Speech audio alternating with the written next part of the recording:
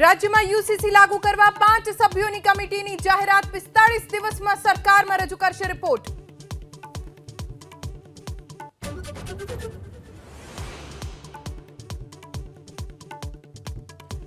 રાજકોટ સિવિલમાં diabetes, BP સહિતની દવાઓ ખાલી.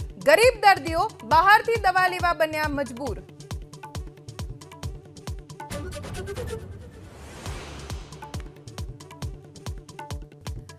રાજકોટના રાજમાર્ગો પર મચ્છીનો ત્રાસ, વાહન ચાલકો પરેશાન. મહાનગરપાલિકાએ હાથ ધરી ફોગિંગની કામગીરી.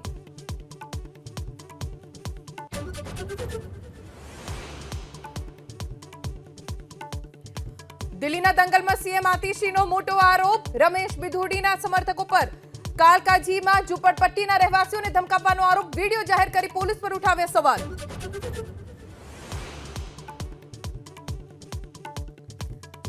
પીએમ મોદી 13 અને 14 ફેબ્રુઆરીએ અમેરિકાની લઈ શકે છે મુલાકાત. ટ્રમ્પે તેમને વ્હાઇટ હાઉસ આવવા માટે આપ્યું હતું આમંત્રણ. ફ્રાન્સના પ્રવાસ બાદ પેરિસથી સીધા વોશિંગ્ટન જઈ શકે છે પીએમ.